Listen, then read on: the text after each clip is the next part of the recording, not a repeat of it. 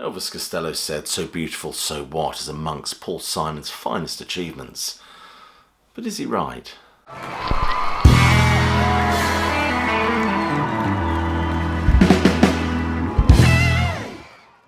So Beautiful, So What came out in the early spring of 2011 and was described by Peter Ames Carlin as an audiophile's candy store, with each note of every song tweaked for maximum textural intrigue. Indeed, he talks of Simon embroidering the sound on this album like some intricate brocade of impressions, rather than just the naked strum of an acoustic guitar. Rather than an album built around percussive textures, Simon has woven an intriguing tapestry of quirky tales and observations, like in The Afterlife, for example.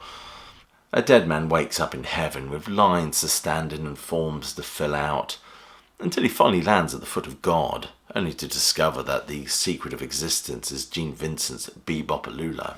Bebopalula, she's my baby. Bebopalula, I don't. Later on, Simon muses in perhaps one of the most beautiful songs he's ever written, that Song for the Angels, where he reflects on life, death, angels, Jay-Z, fate and self-determination. It's clear Simon is very much looking heavenward, perhaps a precursor to 2023's 7 Psalms. But here the Almighty is critiqued, in the words of Peter Ames Carling once more, dense with thought and reckless with passion. There was a time, of course, Simon would be intrigued by the dazzling metaphor of the Soweto skyline, rather than the dazzling blue of different firmaments.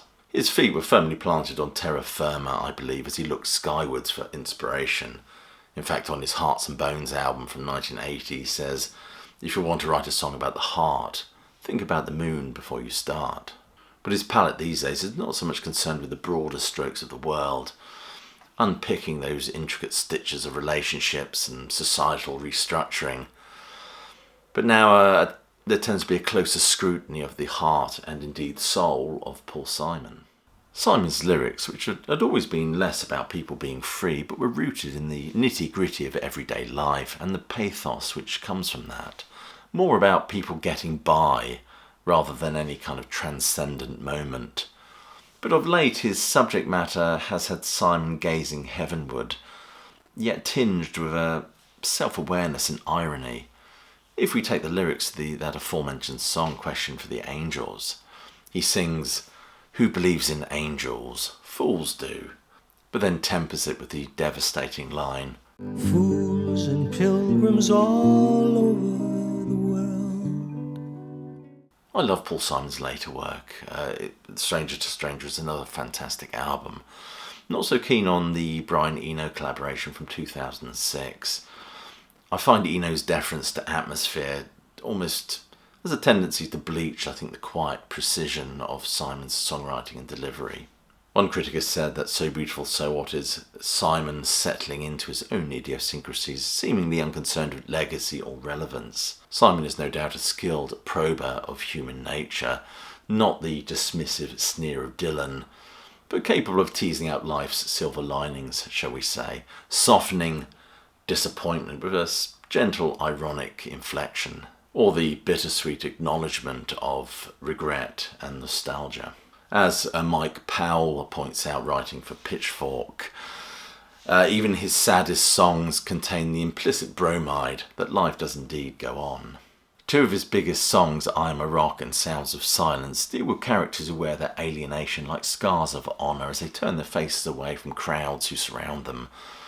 But this kind of exceptionalism has always been apparent in Simon's writings. I mean, he responded to the news of Art Garfunkel going to work on a movie in Mexico by writing "The Only Living Boy in New York," despite 6 million people actually living there. As his career ambled through the 1970s, Simon became less concerned with the alienation of I Am a Rock and more concerned with the structural workings of relationships between people. In fact, 1983's Hearts and Bones, which Simon described as an artistic dead end, some actually describe this as the lost Simon and Garfunkel album. But nevertheless, it's an album that critiques his relationship with Carrie Fisher. Paul Simon these days presents himself as that guy at the party who kind of resents being there, bored by life but willing to smirk at it, and more importantly, write about it. So let's think about the songs on this album. Getting Ready for Christmas Day has a phased funk and strum to it, A dizzying array of voices all platform that sings enthusiasm about a relative returning from Iraq. Afterlife, with its delicious sense of irony, deals with the disassociating funk of the mind-numbing bureaucracy of passing over to the next life. For all its form-filling, humorous observations and the inevitability of boredom, it's like a page ripped out of a Sartre play. Dancing Blue is a number that explores all those percussive textures that Simon has always expressed an interest in, with a gorgeous guitar motif. This was a prominent tune in his live set, even till his last shows, I think. Rewrite is a gorgeous cascade of acoustic guitar about the frustrations of writing. Love and Hard Times is a kind of desperado, melancholic piano introduction, but much more jazz lounge than the Eagles, of course. Love is an eternal and sacred light. This number is built around an interesting guitar motif as Simon testifies to the eternal presence and power of love. Amulet starts with this fragile acoustic guitar musing from Simon, which he does so beautifully. It's absolutely beguiling with that chime of harmonics. This segues into my favourite song on this album, as I've said, Questions for the Angels. Who believes in angels? Fools do. Fools and pilgrims all over the world.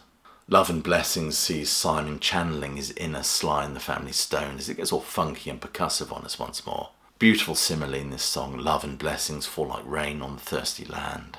So Beautiful, So What? Wonderful riff in this song starts with Paul Simon informing us of his intention to make a chicken gumbo.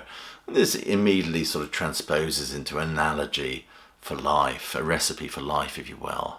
A life that is like a storybook. So Beautiful, So What? So this album by Paul Simon, So Beautiful, So What, from 2011, is arguably one of his finest works. I might even say his finest work. What do you think? Anyway, please do weigh in on this and leave your comments below.